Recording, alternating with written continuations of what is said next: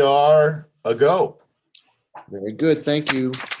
So this is a special meeting of the governing body, January 28th, 5 p.m. Virtual, attending virtually, it's 5:03 p.m. Calling the meeting to order, and we'll do the regular order of business with the Pledge of Allegiance led by Councilor Romero Worth, a salute to the New Mexico flag led by Councilor Cassett Sanchez, and an invocation led by Councilor Garcia, with any remembrances that folks would wish to make after that. Please rise as you.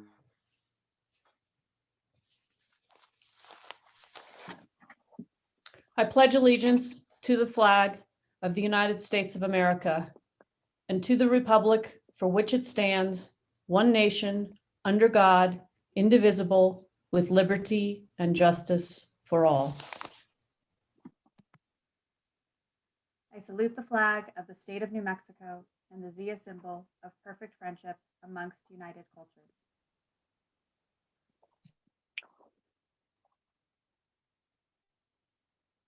As we all gather here today for this special city council meeting, let us be guided by our mind, our ears, and our heart. Let our mind be guided to make decisions that will not only impact our community now, but make future generations proud of the decisions that we make. May our ears be guided to hear each other, and most importantly, hear the voice of our citizenry. And may our heart be guided to make decisions with compassion and the greater love for our city. Now, are there any remembrances? Anyone wish to remember someone?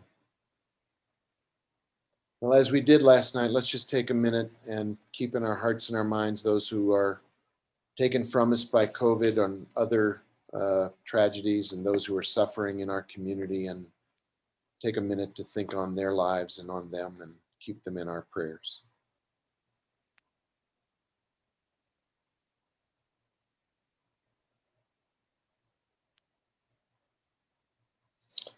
Thank you, everybody.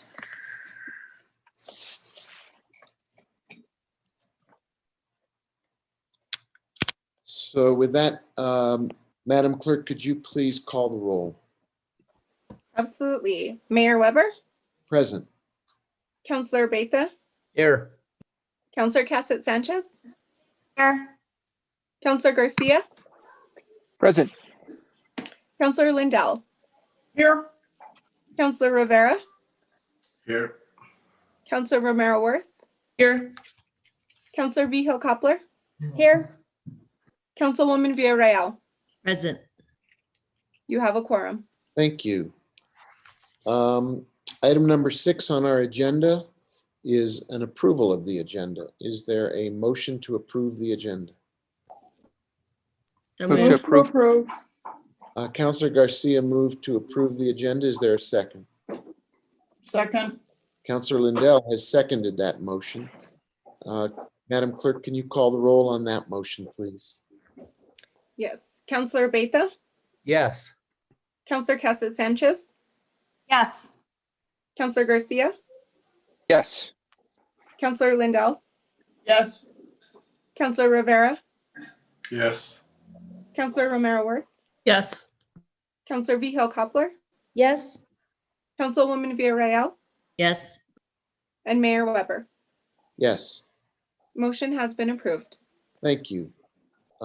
Could you please bring us to item 7A on the agenda, discussion and action item, please? Madam Clerk. Yes, Mayor, give me one moment. I apologize. I was in a different view on the agenda. Give me one moment.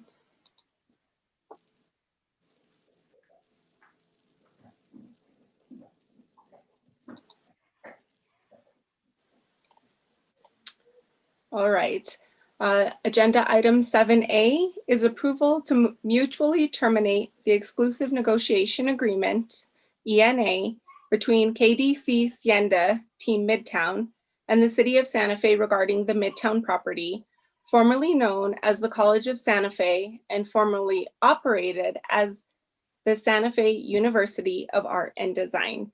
And Mayor Rich Brown, our Director of Community and Economic Development, is here and ready to present. Thank you. Mr. Brown, do you want to give us an overview before the governing body goes into a motion and discussion? Thank you, Mr. Mayor, and good evening to everyone in the governing body. Thank you for coming out tonight and giving me a chance to do an opener.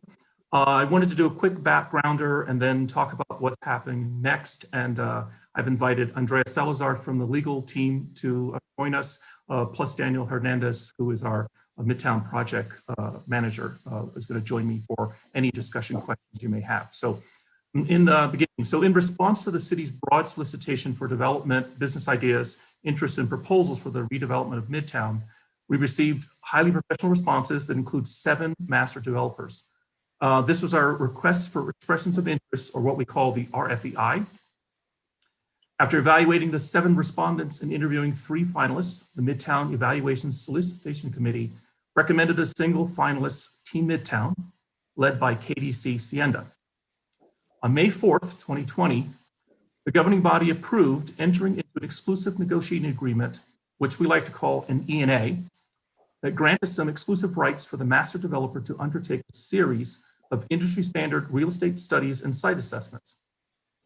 On December 20th, city department leaders and the KDC Sienda team held a joint 3-day workshop called a charrette to identify challenges and opportunities for moving forward with planning and developing the Midtown site.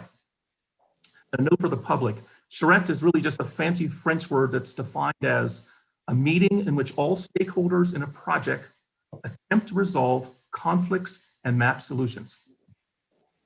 After the charrette, a series of key points were addressed, including infrastructure, public finance, master planning, entitlements, and existing buildings. As we all know, COVID-19 drastically changed our economic conditions, which created significant development, investment, commercial office opportunities, extended time for entitlement approvals, and financial risks that the developer determined made the project infeasible based upon their underwriting and development risk analysis. Because of these significant risks, the developer issued a letter of withdrawal from the exclusive negotiating agreement.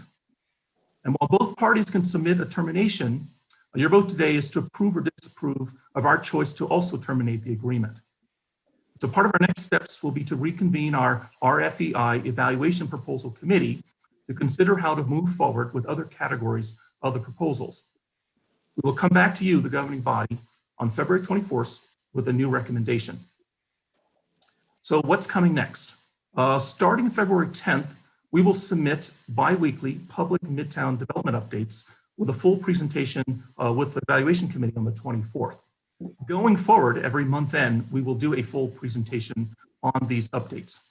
Daniel can speak to some of the issues that we are going to work on based upon what we learned from the charrette. Last week, we had a very lively debate, but we are open for any further questions, and I appreciate your time and look forward to discussing this with you. Thank you. Thank you, Mr. Brown.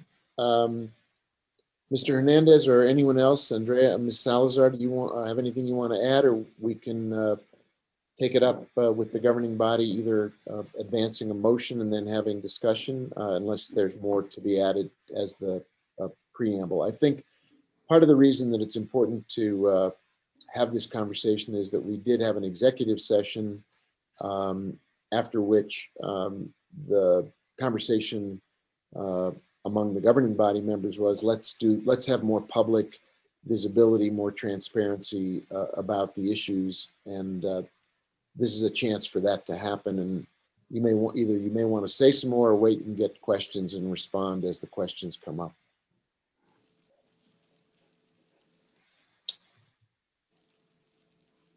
I don't have anything to say other than I'm here ready to respond to any questions you might have about the process getting to this point. Thank you. Okay, Ms. Salazar, anything from the legal side that you wanted to brief? Thank you, Mayor. No, I think we just stand for questions. Okay, fair. Move to approve?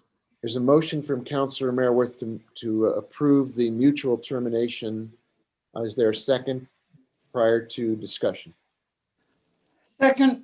Counselor Lindell seconded it. So we have a motion, we have a second, and now we have open discussion about the item in front of us. If you'd please do me the favor of raising a hand, I can just let everybody take a turn to have the floor as you wish. Counselor Garcia's hand is up. You have the floor, Counselor Garcia. Mayor, and thank you, Mr. Brown and Ms. Salazar and Mr. Hernandez for being with us tonight. I do understand the situation that's before us and how the unfortunate pandemic has impacted what we had hoped a year ago we would be knee deep in discussions on how we are going to be in a positive manner impacting our community with what looked to be a prosperous development of the Midtown property. Unfortunately, that's not the case. The challenge in front of us now, I think we've got to look at how we can pivot, but continue to look at the property at the gem it still is, and how are we going to be able to provide a space for every community member.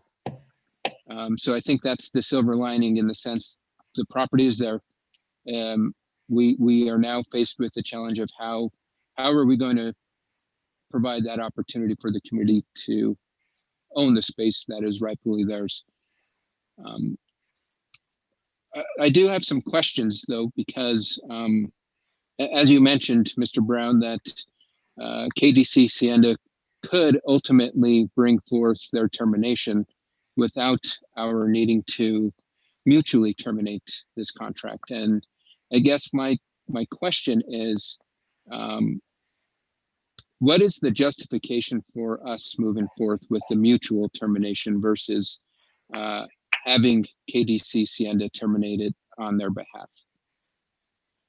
Mr. Mayor, Councilor Garcia, it's a mutual termination for, I think, a couple of reasons. One is that we understand that COVID and the economy crashed our sort of moving forward with the ENA. And we worked together, both KDC and the city, in good faith to move our development discovery process, or I call it the diligence, forward.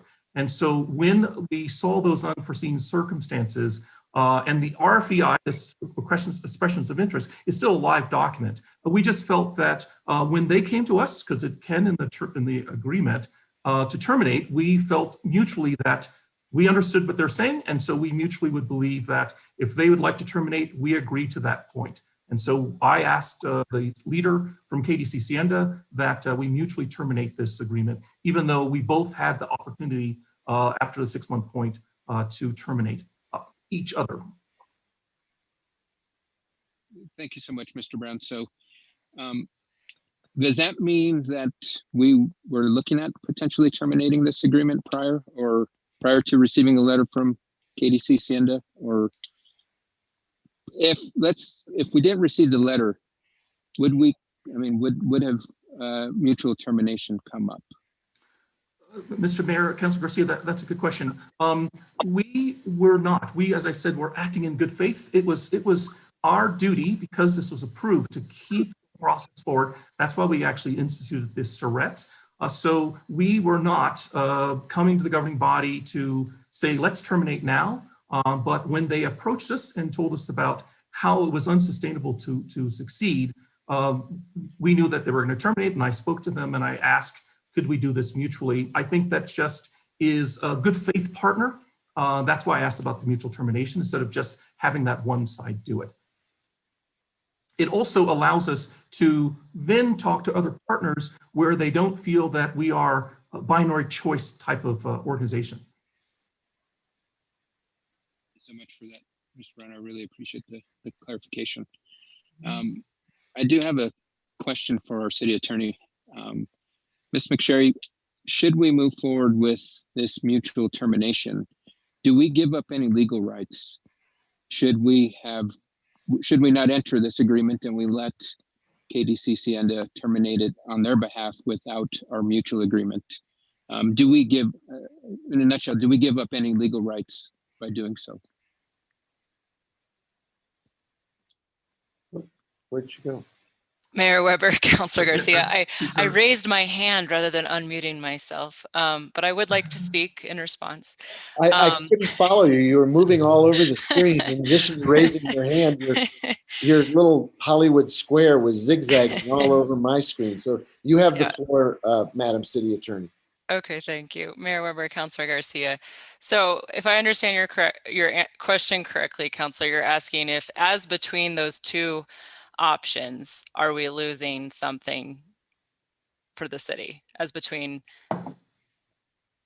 terminating via one-way versus two-way? Just those, and all else being the same. Is that correct? I can't hear you, Councilor Garcia, for some reason. I don't think you're muted, but maybe you need to be a little closer to the microphone. But yeah, yes, that's correct. Okay, so all else being the same, no, we do not. And I would just like to read that section of the exclusive negotiation agreement. I think it's potentially helpful.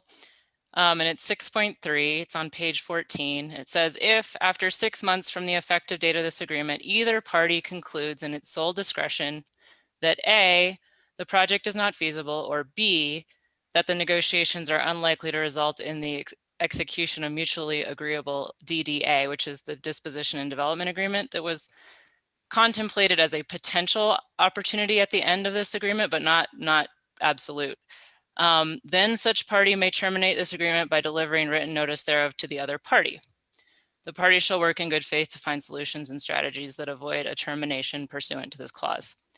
Now, I think when Rich talks about once we got that letter from the developer, it outlined the reasons that their initially submitted plan the circumstances had changed.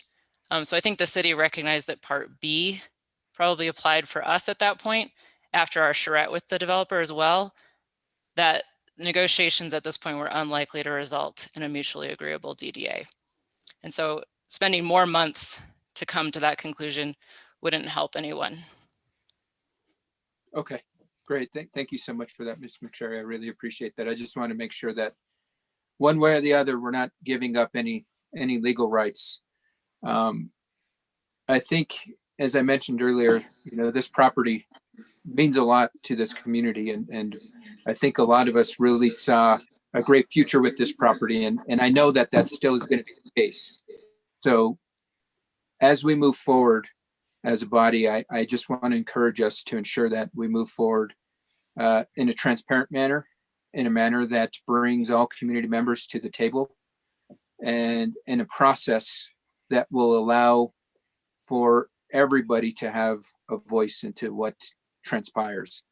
I know that we are now in a somewhat digital age and space, with most of our meetings being conducted via Zoom or via phone calls or whatever it may be, but we've got to ensure that this process moving forward is equitable, because not everybody has access to Zoom, a computer, laptop, whatever it is, and we need to ensure that everybody is able to participate in this process moving forward. With that, no other questions, Mr. Mayor. Thank you so much. Thank you, Councilor. Anyone else wish to ask a question? Councilor Casas Sanchez, you have the floor. Followed by Councilwoman Villarreal.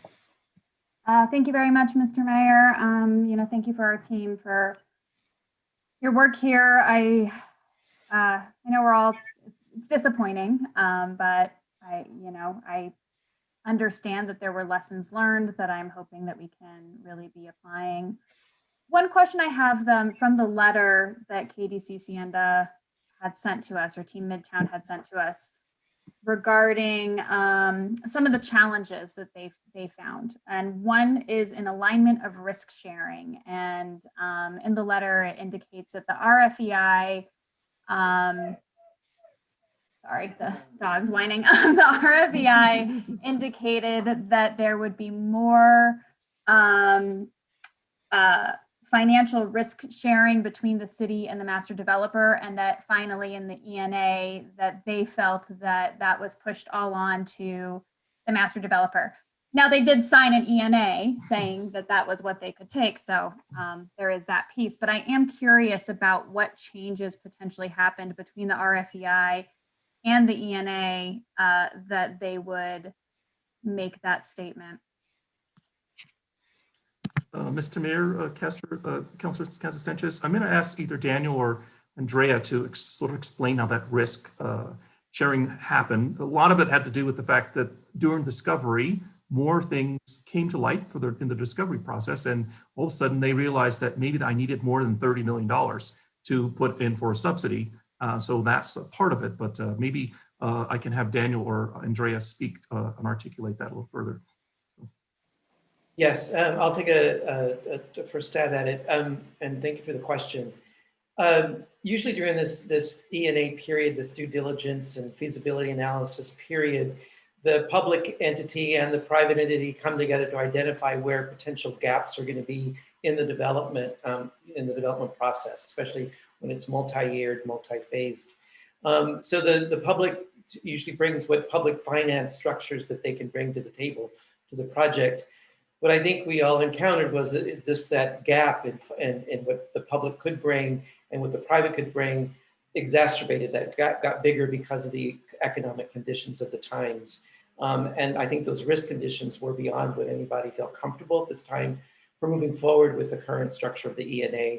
So, but what it did do, and I think it's what we're going to come back to at the end of February, is it did sort of push us to figure out the public finance structures that we can pursue as we move forward, so that we bring those to the table in a much more clear and viable way in the future. But again, at this time, the gaps were just too big. The risks were too big for the parties to move forward under the current ENA and the current proposal that was submitted in the RFEI. And Mayor, Mr. Mayor, Councilor Cassett Sanchez, sorry, just to chime in. So I do want to explain that both the RFEI and the ENA clearly disclosed that the process, the entitlement process and all of those steps, including zoning, planning, due diligence, everything was laid out as being on the developer's chair, unless they asked the city for public financing options. So between the RFEI and the ENA and today, that hasn't changed. What did change was in their evaluation of whether the feasibility of whether they could move forward under that construct. So I would just like to clarify that the agreements and the framework hasn't changed, but their evaluation of whether they could move forward has. Aaron, is your hand up to contribute to this point? Yes, Mayor Weber, councilors, I just wanted to add something to what Andrea just mentioned, and I agree with all of that. I just wanted to say too that the RFEI expressly stated some of the options for public financing, and then the ANA contemplated that they would have to be established as the process went on. So they weren't precluded. I think they just weren't expressly included because it was anticipated it would be part of the financial planning as that moved forward. But I think because the circumstances changed, I think that the developers decided that wasn't going to be sufficient.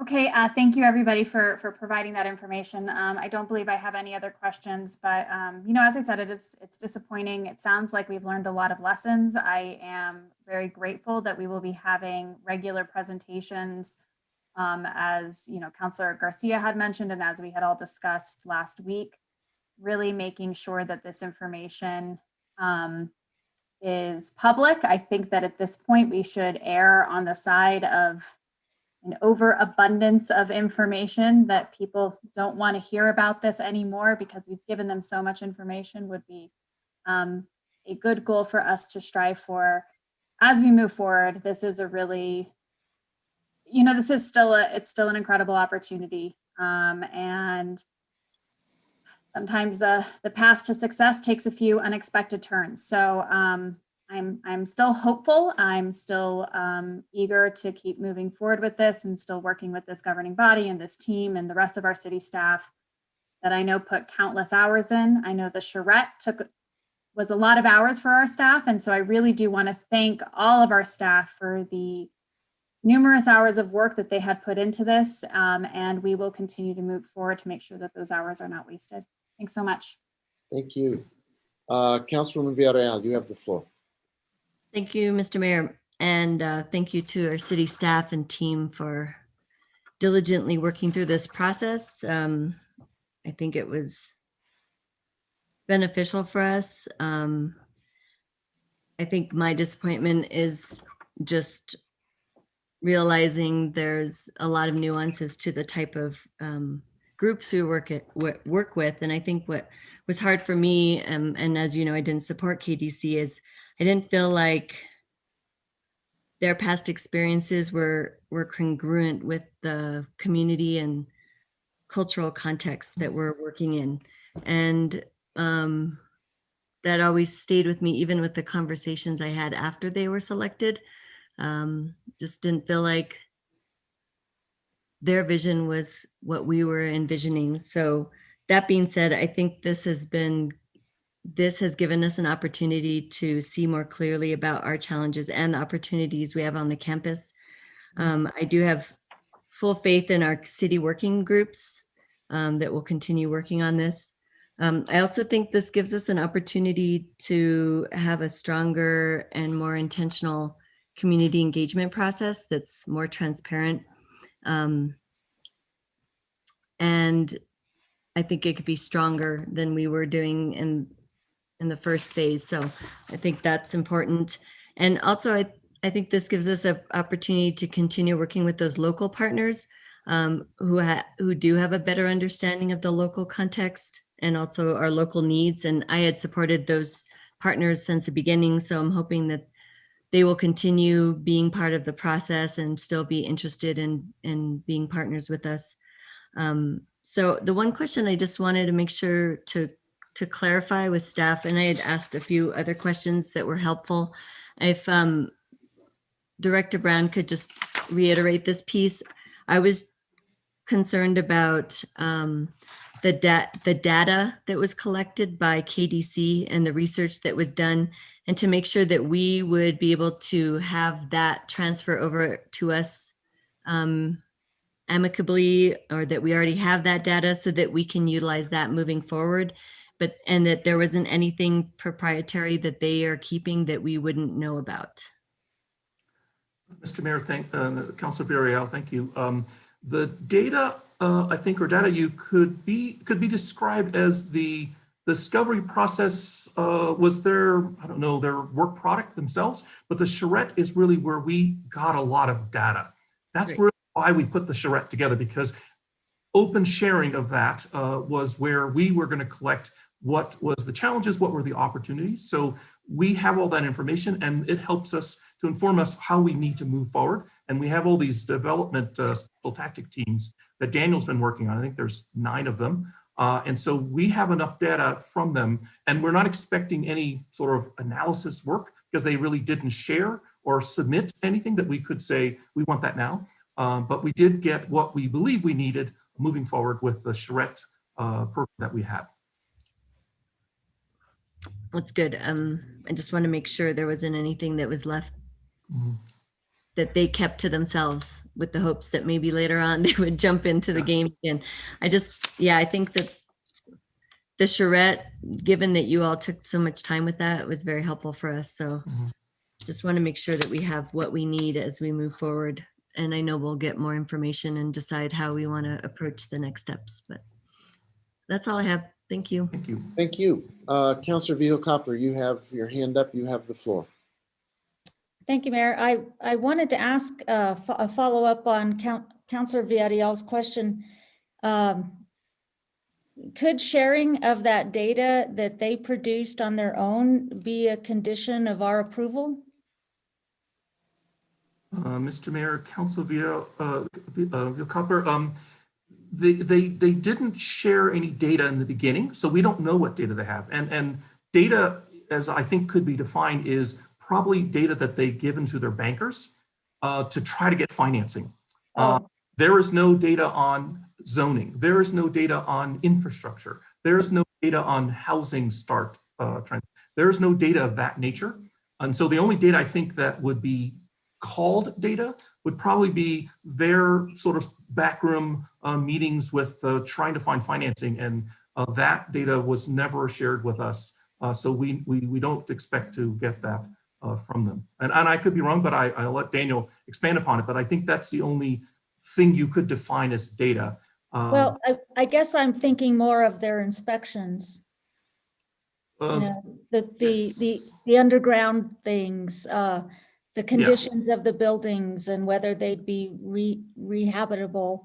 You know, I kind of relate this to an inspection. When you're going to buy a property, you go through extensive inspection process, which is, I'm assuming they did some of that because of the response they gave for wanting to terminate. And all I'm saying is, I think that would be valuable for us to have. And my question is, could it be a condition of our approval to terminate? Mr. Mayor, Councilor Copper, it could be a condition, but they have a right to terminate and they may just say no. But I think you brought up a good point about inspections, and I'd love to have Daniel talk about some of the discovery process, because they did not really do a formal inspection of contaminants. That's kind of a speculation that they believe it's there, and so it was brought up in a discovery, but there is no formal report or data that's collected, and we are about to do our own environmental assessment. The last one was done in 2009, but we are about to do our own environmental assessment just so that we have that sort of data. I'm going to turn it, before I speak, I'm going to turn it to Aaron first. Yeah, our city attorney's hand is up as well, so let's take it in that sequence. Mayor Weber, councilors, the existing contract and up till this date, that contract is in place. And so any obligations that existed during that time are still there. Did require submission of any due diligence reports that were obtained. So that requirement already exists. My understanding is they haven't done many formal reports. We have received, like we have the 100-day report and whatever numbers they included in that. So that type of information where they did estimate either in that or a subsequent communication about the amount of financing they believed they needed to make the improvements to the infrastructure they thought would be required. So we have that kind of a numerical piece of data. But as far as I'm aware, there weren't formal due diligence reports. We should have received them if there were. And we should still receive them if they do exist. And Mr. Mayor, if I could, and Councilor Villacava, to Aaron's point, we did collect some data on the production studio. We have that data. That just was estimates that they put together. So we will keep that data. I think there's some trade secrets in it that have been blacked out, but we do have some data around the production studios. Well, I'm asking because, you know, in New Mexico, when you want to get out of a real estate contract and you're getting it out of it for inspection issues, including any other issues, but if inspections are involved, it's a contingency, you have to produce the report. You can't just say, oh, I want to get out of this. And not that we would not get out of it as the city, but I prefer getting kind of proof of what that is, but more so because we could learn a lot from, well, frankly, money they've already spent. But if they didn't spend any money producing much data about our property, then what did they spend the $300,000 on? I can't imagine that would have been all loan fees. So I'm just trying to say, if there's data out there that they're using that's in any way related to inspections of this property, we should have it, because that is part of one of the reasons they're getting out. Because if it's any other reason that's, related to the structures, which I know that is one of them, they could have seen the structures when they first drove the property. But if there was any other in-depth analysis of those structures, then That's something I think that would be good for the city to know and to have. So I'm just kind of relating my experience for data that normal buyers and sellers negotiate and get because it is a contingency. Now, I guess the next question I have, well, I guess first let me end that one. If there's anything out there, I think we should go after it because it's valuable information. So secondly, how soon will they get 1/3 of the money that they're due? Of their 25,000? Mr. Mayor, Council Vera Copper, I'm going to ask the legal team to respond to that question. I don't know when that happens. Mayor Weber, Councilor Rich, as soon as we terminate, basically we can start processing that. Okay. So in relation to my last comments, in the real estate world, people don't get their earnest money back until they produce the documentation they need to get out of an agreement. So I mean, that's not a lot of money to have on the table. I've seen a lot more money at stake in buying a house than buying a 64,000 acres or however many this is, 64 acres and millions of dollars of property, and we only had $25,000 at stake. That really is, we ought to do a better job on that in the future. The next question I have is, what happens to Daniel Hernandez in the future? Daniel, I'm sorry you're here, but you probably know the answer. I mean, do we have a contract in here somewhere? Mr. Mayor, Council Vera Copper, yes, Daniel is under contract, and Daniel has been, previous to this termination, but he's been leading the development groups, the infrastructure groups, the access groups, and has been working with the public engagement group, and also has been spearheading this public reports that we're planning to do. And so he has convened a group of 9, I think it's 9 departments or 9 groups that are working on these reports from what we've learned. And so that's the work that he is going to be doing from this moment forward. So he is here working with me as a project manager and has a lot that needs to be done going forward, so we can make sure we have these bi-weekly reports and we have a lot more public engagement. Do we have a contract? Oh, I'm sorry, date? yes. We have a contract. I don't recall the end date. I think it's per year. Maybe one of the legal teams can answer that question.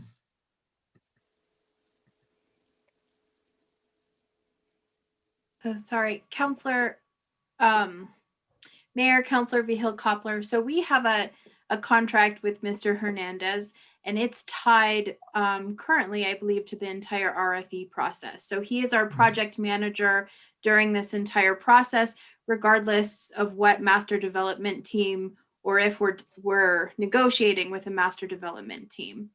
So that's the first part. I did want to add that we weren't in a sale or a disposition of the property. We were in an exclusive negotiation agreement.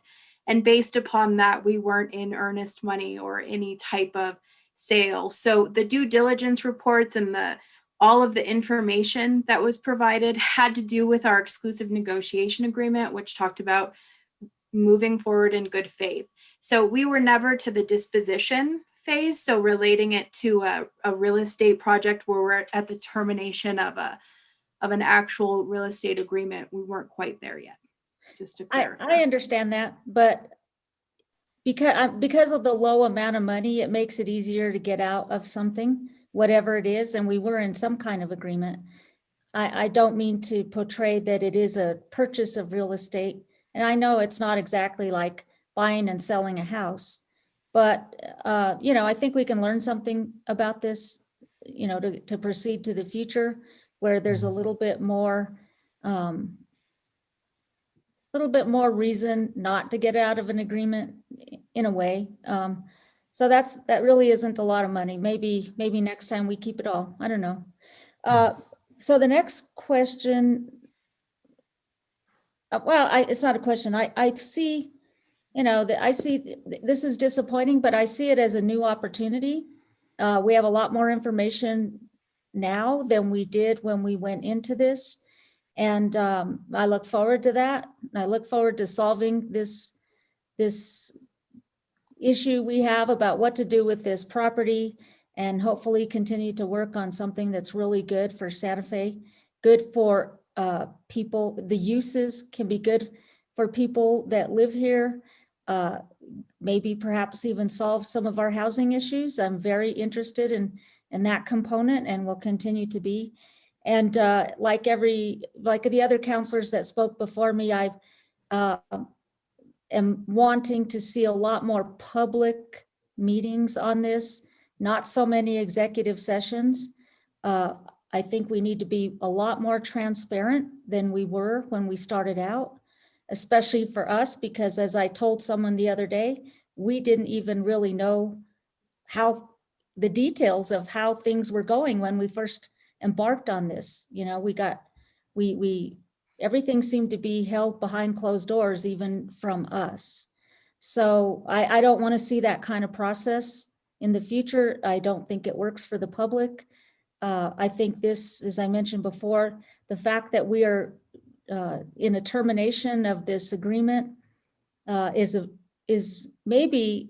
was kind of suspected by some of us, but to the public it was major, because they haven't really been involved in our discussions, because they've all been in executive session, and I don't like to see that kind of process, and certainly won't agree to that kind of process in the future. I think the public really needs to know what we're doing with that piece of property.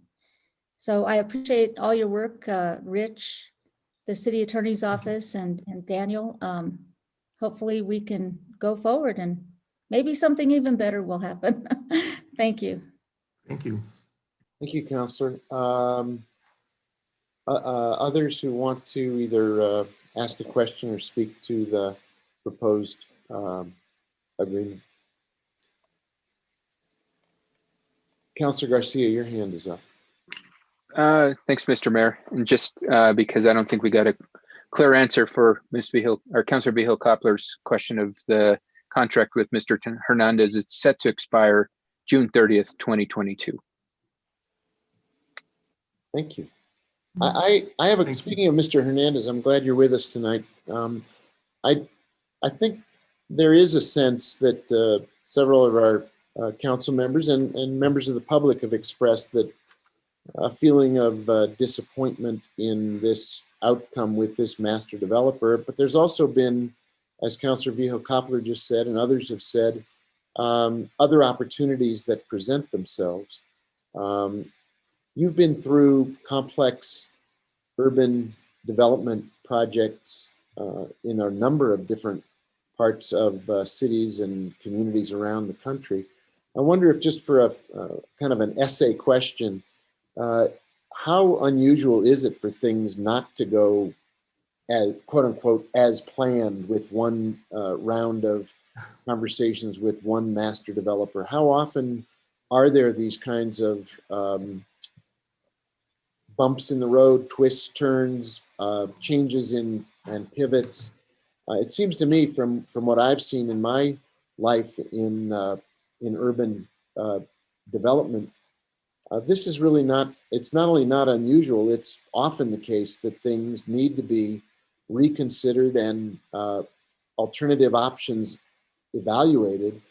So I don't think we should be overly self-critical that a disposition agreement in this case didn't automatically result based on our original relationship with this particular master developer.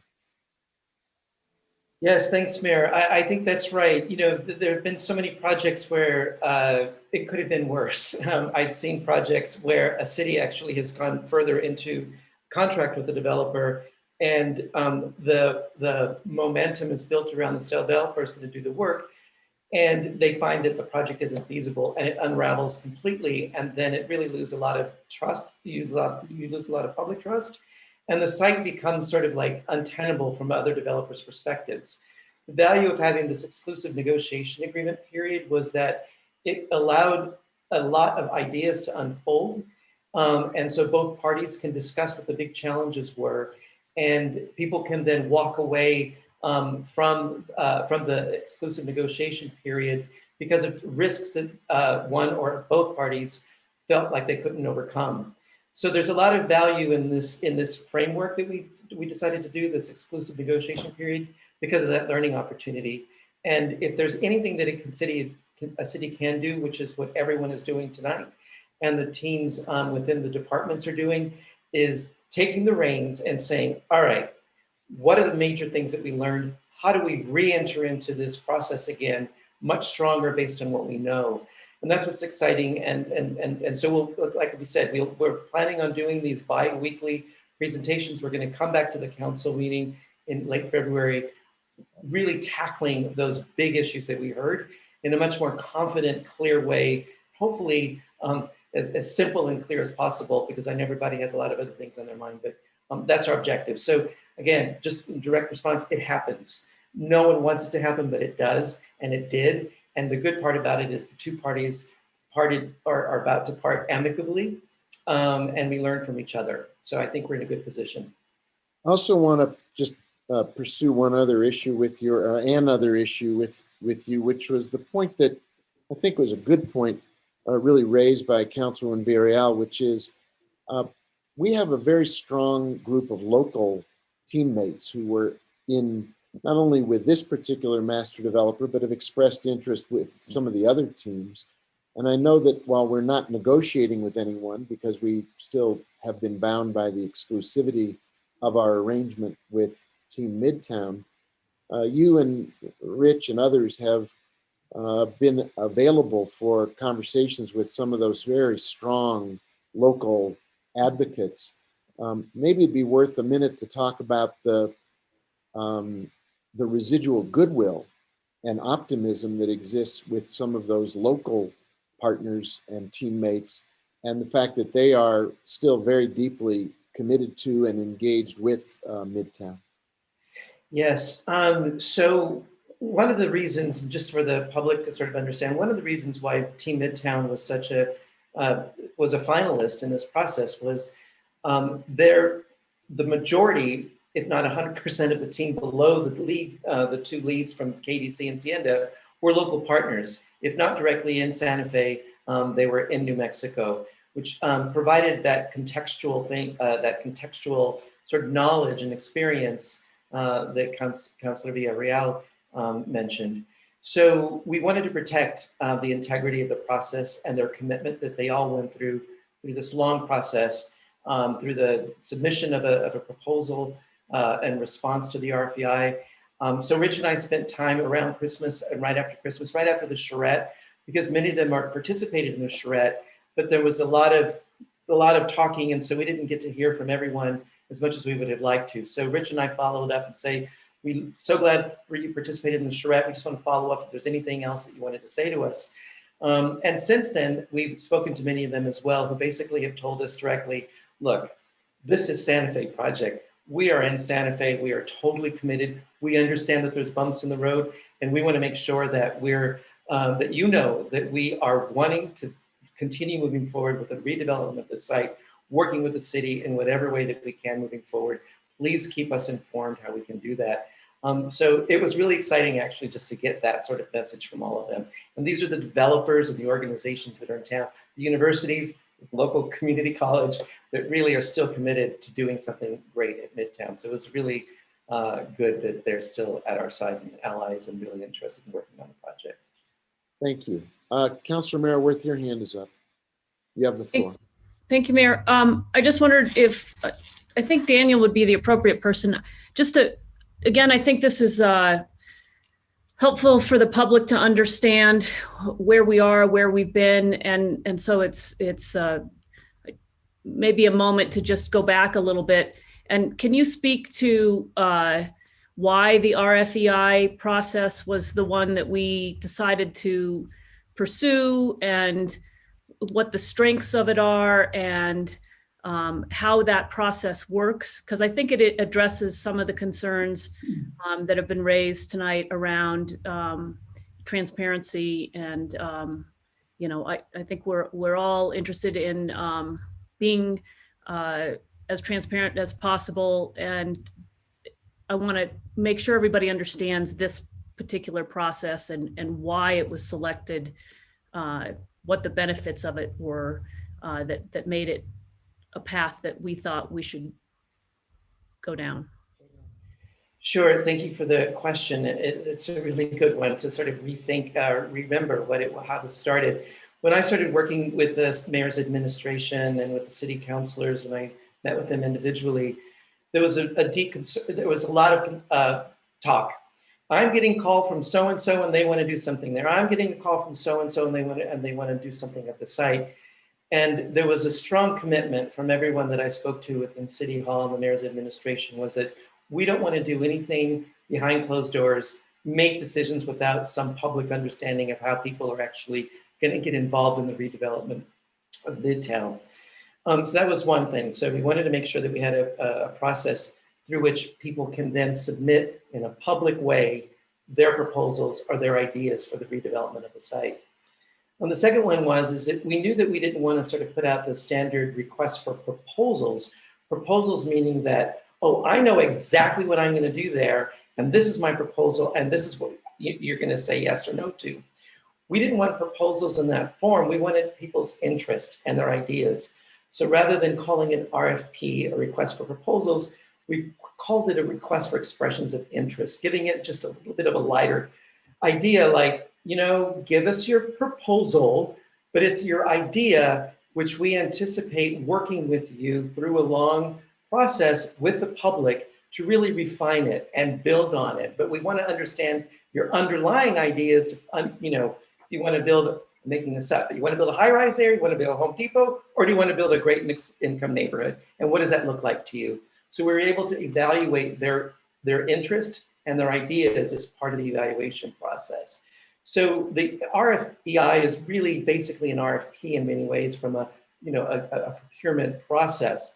But again, we wanted to tell the public, we're not accepting the final proposal idea. We're just, we're accepting interests. We want to know what the big ideas were and whether they're consistent with what we heard from the public in 2018 during those visioning workshops that the city hosted. So we wanted to compare that consistency, that they actually looked at them, they thought about them, this is what the public wants, and here's what we think that we can do there. So that's why we established this in RFEI. So we wanted to create a door in which everyone walked through, no backroom deals, nothing was hidden. Here's the door you walk through, and here's what we expect. And we also told the public, and here's how we're going to evaluate them. So we knew that the public wanted someone who's experienced, had local knowledge and experience as well, and had the capacity, both sort of the team capacity, but all the financial capacity to implement a project like this. So those were some of the major evaluation criteria, which was also public, so that everyone knew that we weren't doing it just because, oh, we know that guy, we like him. It was did they meet this criteria that was set in the RFEI? And that process mirrored an RFP process. Just, I think that it's helpful because I think, we're familiar with an RFP. When you say RFP, many people understand what that process looks like, how that works. And RFEI is like, it's like, what does that mean? So, so that the RFEI mirrored the RFP process. And can you just maybe walk through that in more detail? Yeah, so what we want to make sure is that it's competitive. So there is some standards around the RFP process. You're submitting your competitive edge against everyone else that submitted. So we knew that there was levels of transparency that we could have, but some that were regulated. And so if you have a competitive edge that you want to maintain as confidential, that's part of the agreement you make with the public entity makes with the private, and saying we will keep your proposals confidential until we make a final selection. And so that was why there was this misunderstanding that we thought that there was going to be something different with the RFEI, but basically we were following the regular regulated process for procuring an entity that we wanted to work with. So that's why the confidentiality was so important. So once they submit their proposal, we evaluate them just like the RFP process. We select someone to negotiate a contract. And in this case, that was done through this exclusive negotiation agreement with the idea that we would end up with a contract for the sale or disposition of the property and its redevelopment. So it was just a lengthier process than the RFP. And that lengthier process, our intention is or was to actually use that process to engage the public. So again, we're just not negotiating a contract or a proposal. We're doing this public process to create that master plan over that exclusive negotiation period. But as we now know, the early feasibility analysis just didn't sort of pan out the way we had anticipated when we Right, and so we weren't at the point, which you said earlier, I think our lawyer, Andrea Salazar, said that we weren't at the point of getting, negotiating the contract yet. We were earlier in the spectrum of, or mixing my metaphors, earlier in the path, so that this was just an opportunity for the developer to really get their hands on the site, and do so exclusively because they had met all the criteria in the process as being the strongest applicant with the strongest vision. And this was giving them then the opportunity to look at the site in much greater depth, and to bring in whoever they wanted to look at it, to really evaluate whether the vision that they had was a feasible one. Am I right? Am I right in that? Yes, that's absolutely right. That's exactly correct. And that's that process. Again, I think the public perceived the process as that we already had a contract. We did not. The idea was to negotiate that contract in a public way, through their feasibility, all their due diligence and all their assessments that they were doing.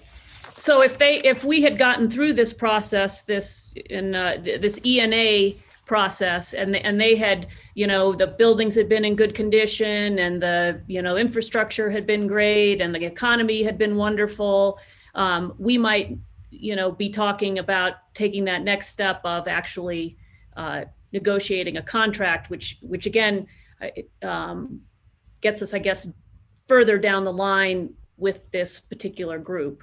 That's right. Okay. Yes. All right. I just think that's helpful. Go ahead. No, and we would have done that. That is the part that would become the public process.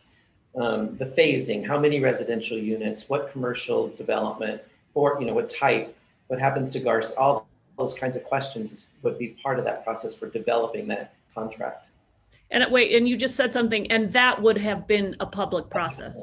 Yes, ma'am. Yeah. Okay. So it was just, I think it's hard to understand this little piece that we were in, where they were looking to see whether their vision and the property aligned and what they were really dealing with. So I don't know, I think that sometimes gets lost in our conversation. So I wanted to back up and talk about that. Thank you, Mayor. Thank you. We have Councilor Garcia, followed by Councilor Vijo Coppola.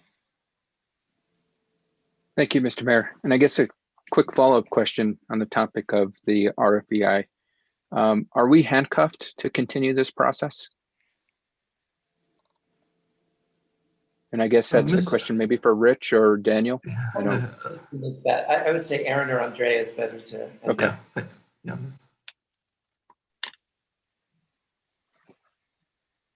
right, Mayor, Councilor Garcia, I guess in terms of the process, so in getting out of the exclusive negotiating agreement, basically we can revert back to the RFEI process.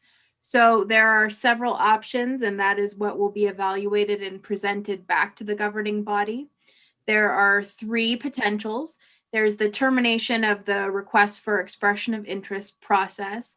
There could be the termination of the master developer section of the RFEI, and there are still a couple of tiers of evaluation that could go forward, or maintaining the entire process and the master developer portion of that process and going to the next selected master developer. So there's still some steps to evaluate, and we will be presenting you with a recommendation, I believe in the next couple of weeks. But it's since the charrette happened, and the teams have been created to evaluate how should the city, what is the best way to move forward. That work is happening right now to then be presented to all of you. Okay, thank you so much, Ms. Allenzer. I just want to make sure that, and it sounds like, no, we're not handcuffed to the process. We can say it didn't work out. We're closing out the RFEI process because I do believe there are some critical needs in our city, such as housing. And if we can begin the process of looking at the property and looking how we can laterally develop it to provide housing opportunities, and then look at other opportunities within the property. You know, I keep advocating we should move our city hall there and laterally develop that, in the sense we have housing and city hall on that property, and we begin to develop around those two spaces, which are immediate needs, I believe, for our city. I think that's a path we should start beginning to look down. I know we're going to have those conversations further, but I just want to make sure that also, you know, that the public knows that what to look forward to, because this is a process that it was time consuming. It's been what, a year and a half probably in the making from when the RFEI process started. So I think, as I mentioned, there's dire needs in our community, and we need to really start looking at that property. And as Councillor Lindell always reminds us, we're paying about $7,000 a day on that property, and we need to put it to use, and the community wants it to be put to use. So with that, thank you all for the clarification. I really appreciate it. Thank you. Councillor Vigil Copper, and then Councillor Romero-Worth. Thank you, Mayor. I appreciate Councillor Romero-Worth's description, taking us back into the process with the RFEI, and I certainly understand it. My point, I'll reiterate, is that I think I know there were points along the way where administratively it was decided to discuss things in private, but what I'd like to see is where those decisions, where we have some latitude to meet in public, that's how we should proceed. The public felt very left out of the information that was presented along the way, and I think we should just learn from that and do things just a little bit differently where we're more transparent. The second question I had, Andrea touched on it by saying, yes, we have options. We were presented with a decision, the decisions in 3 parts in our executive session. And I think those are reasonable decisions. And I want to make sure that it's the governing body that decides which of those avenues we're going to take. And I know that staff makes recommendations, but I would like to see, you know, as we did on that decision tree, which I don't have anymore, is, you know, what are the pros and cons of each? And then we make those kinds of decisions with the information we have. I think all of that discussion is certainly able to be held in public, and our constituents should weigh in on what avenues they feel might be a good way to take. I don't know about you all, but I've already received emails about what the public would like to see. You can't please everybody, I understand that, but it's good to get public input nonetheless. So the related question to that, Andrea, you said a couple of weeks. Is that a reasonable timeline, or do we have a particular city council meeting scheduled on our already scheduled agenda? I mean, already scheduled meeting calendar that we can use to discuss that? Is there any particular date you're looking at? Mayor, Councillor Vigil Copper, our intention is to bring forward what we learned on February, I believe it's the February 24th meeting. Okay, great. Okay, thank you. Councillor Romero-Worth, you have the floor. Just one sort of quick question again for Mr. Hernandez. Can you just tell us, because you have such extensive experience in developing important properties like this in other communities, I just like help us set our expectations appropriately about the time that it takes to do these things, even under the best of circumstances. In a city the size of Santa Fe, it can take anywhere from, I mean, oftentimes it will take anywhere from, 2 to 3 years to enter into a disposition and development agreement. I think that for a master developer, we will make some recommendations about ways that we can move forward. And I think to address some of the concerns we even heard this evening, are there ways of actually getting housing on the site in early phases? Is there a way to move the project forward? And so right now, one of the ways that we've charged these teams that we were discussing is there may be incremental ways of developing the site versus thinking about it as a master developer site. So we'll be looking at that as one of the options that we'll make some recommendations around when we meet back with you. So anyway, we want to make sure that you understand the pros and cons of each strategy so that we can maybe begin chipping away at that 2 or 3 year strategy to be able to have some early starts and build on those over time.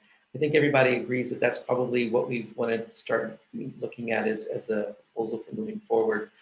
But yeah, so it could, if you're looking at the way the original intention, if you're looking at a master plan, it can take anywhere from 1 to 2, 3 years to actually from that moment that you start to something actually begins to get in the ground. So that's why now we may relook at this as sort of an incremental strategy. Right, and even when you have that DBA, that, what do you call it, disposition, I always forget the. DDA, the Disposition and Development Agreement. Disposition and Development Agreement. See, I think this is part of the problem too, and we talked about this before, is there's all these acronyms and these, and getting the words right and understanding what the words mean has been, it's a learning curve, I think, for all of us and the community too. But even once you have that in place, construction can take a while, and there's probably starts and stops along the way there too. So I just want us to be patient, I guess, recognizing that yes, we have debt service on this property. It, as has been mentioned many times by other counselors, it's a really important piece of property for this community. We definitely want to do it right. We definitely want to, I think, start phasing in things because of the debt service that we have, and because we've had this experience and the economy's not great, and we've got to see what we can do as things get better. So anyway, I just want to set some expectations. Thank you, Mayor. Thank you, Counselor. I don't see any other. Oh, I do see another hand. I was about to say I didn't, and then Councilwoman Villarreal surprised me. Your hand is up. You have the floor, Councilwoman Villarreal. Thank you, Mr. Mayor. Just a clarifying point that was brought up by a community member about the infrastructure issues that the letter indicated in KDC and certain disrepair of buildings.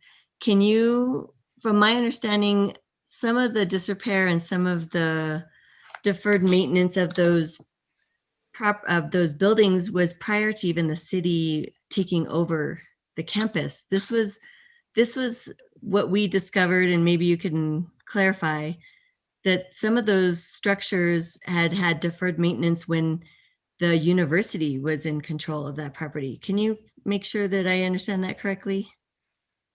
Mr. Mayor, Councilor Villarreal, I'm going to ask Daniel, because he's in the project management process of it, if you could sort of talk to a bit about that, our pre-discovery and discovery. Sure. I wish Regina or Sam were on this call right now, because they have deep knowledge on these issues. And they're both in the Public Works Department and know the site well.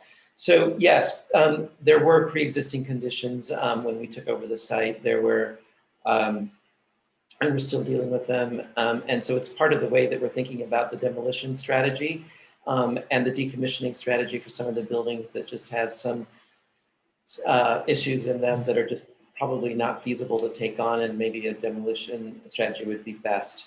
So we're gonna, again, yes, that's a true statement. And what we will be presenting to you again in February will be this strategy of what we do with the existing buildings over a period of time.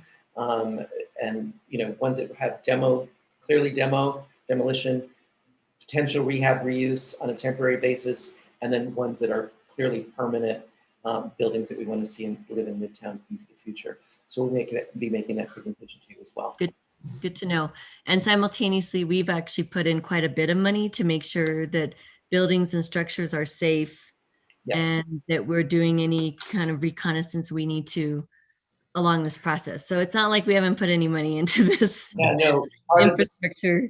Thank you for saying that. That's really important for the public to know. What we decided to do very early on was make sure that if there's any buildings that we're mothballing, if you will, that we're not going to be using, to make sure that they won't burn down tomorrow, so that they're protected, they're secure from both, entry, but as well as making sure that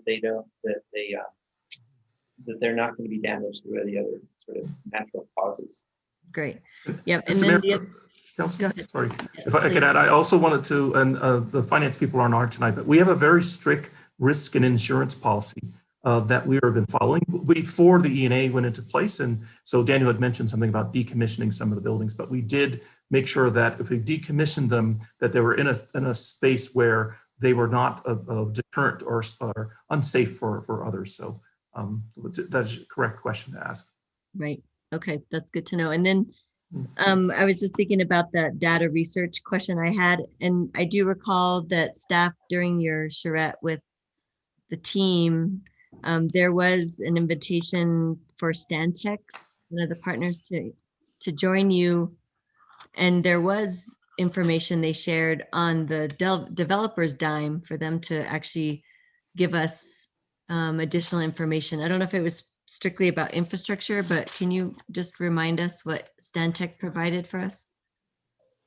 Or your team, the team? I'll give you what I know. They did site assessments with the developer. My understanding is they did a lot of walkthroughs with the developer, but they were not authorized or charged by the developer to generate any, certified assessment materials. So when, as you heard earlier, we've collected all of the reporting and data that they did procure through third parties, as well as their own analysis. But as far as like engineering reports for any of those walkthroughs, we do not have. And they weren't charged. Stantec wasn't charged to do so, as far as we know. Stantec wasn't what? They weren't charged to do so, as far as we know. They did walkthroughs, site assessment, and made some evaluations that way to do some back of the envelope analysis. But there weren't, as far as we know, formal certified professional license reports generated from those walkthroughs. Okay, thanks for the clarity. That's all. Thank you. Councilor Mayor Worth, your hand is up. You have the floor. Thank you, Mayor. Sorry, I just wanted to follow up Councilor Villarreal's point about the dollars that we've invested currently, and we know now some of the infrastructure needs, and it's considerable. And I just want to also point out that we have, as in our priorities to the legislature, dollars, asking for dollars for infrastructure for this site. And it's my understanding that need isn't any less important today than it was prior to the action we're taking tonight, and in fact maybe more important in getting that site ready to go. So I don't know if anybody has any comment on that, but I think it is important, Councilor Villarreal, to point out that we have put money in. We are, we're going to have to put a whole lot more money in to get it to a place where we can move forward with it. I can just speak to that very briefly, Councilor. I think your point is well taken. If there were several different issues raised by the discovery work done by the master developer and our own teams, it is that the site is not shovel ready. And obviously the risk reward ratio changed dramatically because of COVID, but on top of that, looking into the quality of the maintenance, the upkeep, the infrastructure, as Councilwoman Viorel pointed out. I'm not entirely sure that the prior academic institution that leased the space kept up their end of the bargain in terms of the work they were supposed to have done. We do believe that it is continues to be, as Councilor Garcia said, a gem. It is a beautiful core geographic center of Santa Fe, and we need to treat it that way. But we do also need to make it shovel ready, whether we do that all at one time or we do it as a suite of projects. It remains to be seen. Those are options that our working teams will be assessing. But regardless of the route we take, there needs to be infrastructure investment on that site. It would be, I think it would be to the advantage of the state legislature and potentially the residents of the city of Santa Fe to make a decision about the commitment that the public wants to make to put infrastructure dollars into that site. The legislature, Governor Richardson was instrumental in the purchase of that site years ago. He believed it was a gem back then. And while the city bought it, the state helped buy it. And now we're asking for the state to continue to help us do the preparatory work so that when the time is ready for projects, either as a master project or a suite of projects, they can help make it ready to go. So that request to the legislature is still there. And I think the opportunity is still there. And I think the need is still there. So we're hoping we'll get assistance from capital improvements from the state. Thank you. That's all I had. Thank you. Other hands, questions, comments? If there are no other questions or comments, Madam Clerk, could you call the roll on the motion on the floor? Absolutely, Mayor. Councilor Cassett Sanchez, Yes. Councilor Garcia, Yes. Councilor Lindell, Yes. Councilor Rivera, Yes. Councilor Romero Worth, Yes. Councilor Vigil Koppler, Yes. Councilwoman Villarreal, Yes. Councilor Abeyta, Yes. Mayor Weber. Yes. Motion has been approved. Thank you. That is the only item on the agenda for tonight. I do want to thank all my colleagues on the governing body for a very thorough and informative discussion. And as has been said many times tonight, this is just the first of many more of these public discussions as we go more deeply into what we learned from this process up to now. And we definitely want to share all of that information with everyone in Santa Fe. We want to do more outreach, more engagement, more listening, and more public sessions like this one where questions can be asked and answered.